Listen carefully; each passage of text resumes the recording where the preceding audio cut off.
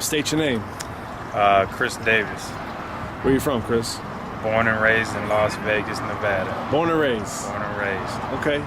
What was it like growing up here in Vegas? You know what? For me, I can remember I was 10 years old, and the first time I watched that movie, Colors, and that was just instantly something that attracted me to that gang lifestyle. It was exciting. It looked fun, and typical story. You know what I'm saying? Never had the best home life. You know what I'm saying? My father wasn't around. I had a stepfather who was around, and we didn't really get along too well growing up. Father came back from Texas when I was 10, and I got reunited with him, and he was telling me some of the things that he was doing in Texas. Him and his brother-in-law or whatever, his brother, they had a vet shop, man, and they used to do all this crazy stuff, man, and my dad started getting right with God, and he had to leave all that stuff because God told him to come back to Vegas and take care of his family. And so when he came back to Vegas, that's when he started speaking to me about God. And started. How old were you then? I was 10 years old at that time. But going through that whole struggle of split parents and now at this time a split home because my father was back and I wanted to be with him.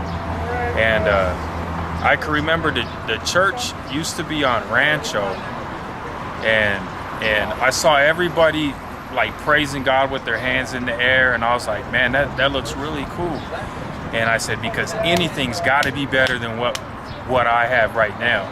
And so I got down on my knees and I was lifting my hands up, and I didn't even really know what it meant or what I was doing, but I accepted God. And at 13, you know what I'm saying, I still had that desire, that gangbanger mentality. I was usually one of the only nappy-headed white kids that lived on my street or was in my class, you know what I'm saying? I went to Von Tobel, grew up most of my life in Northtown before we moved over to the west side. And when I can remember when I joined this gang, man, it was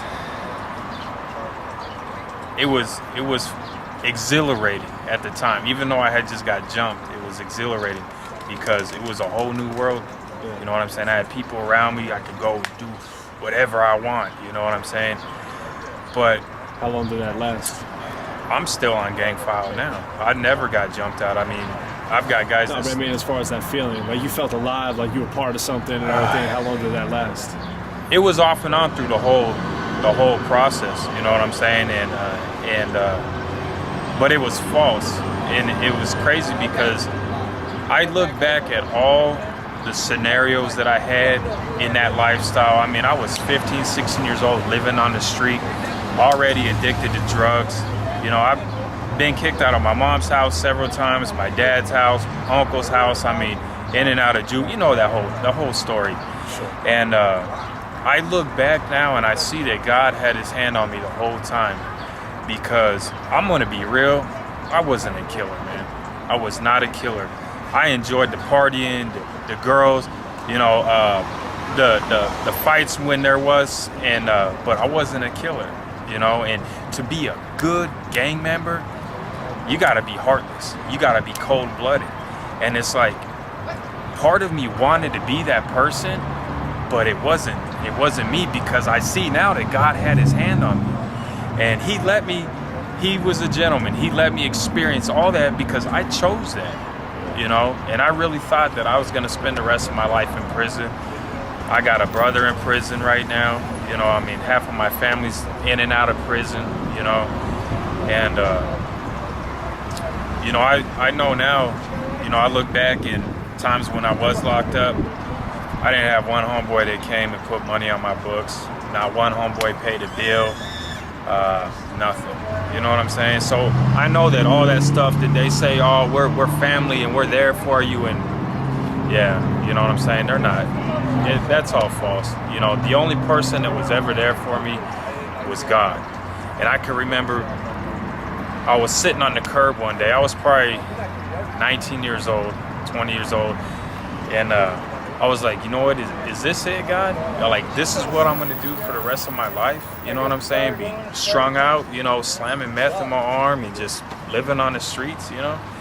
And, you know, when you're in that lifestyle, that gangster lifestyle, man, them dreams of having a family, the house with the picket fence and the little dog, like, that's not even reality.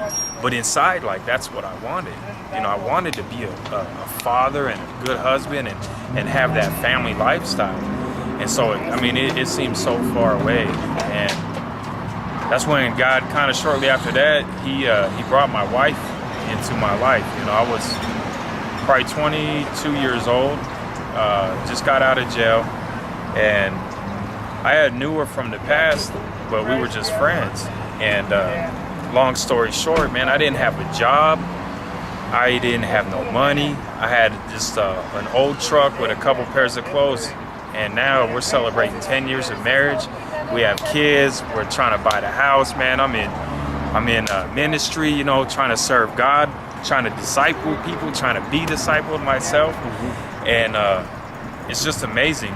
Like, God, you know, God knew exactly what I wanted, my heart's desires. You know, I wanted that family and that wife, and, you know, he gave them to me, you know. I had 3 girls, my daughters, for a long time. My heart ached for a son. I mean, it ached.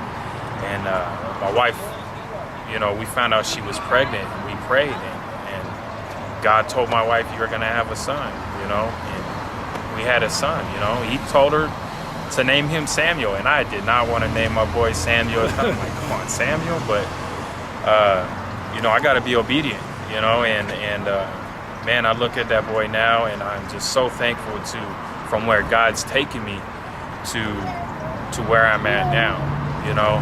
And I kind of understand what Jesus was talking about when he was talking about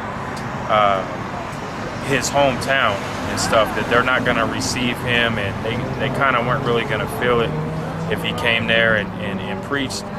And you know, that's kind of been the hardest thing for me, is to go back to the old neighborhoods, you know what I'm saying? And it scares me, because I've seen the vision that God has put in my life, and that's to outreach the youth, the streets.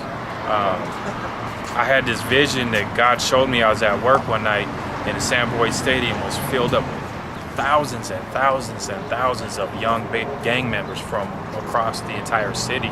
And there was bands, and there was people, and I was on stage, and there was this altar call, man, and it was like something you see at Billy Graham, man. Just all these people just came forward, and I was working for a steel shop at the time, you know what I'm saying? I'm like trying to hold back tears, and I was scared. I was like, Lord, I do not know how you are going to accomplish this through me, but whatever you want to do, you know, I'll go.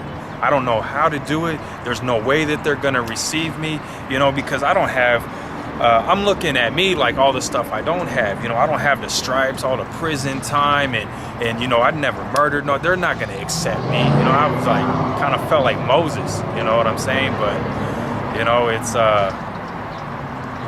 what's that saying? God doesn't call the equipped, he equips the called.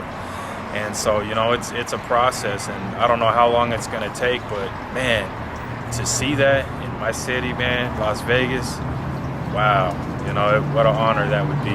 So, you know, now we just one step at a time, you know what I'm saying?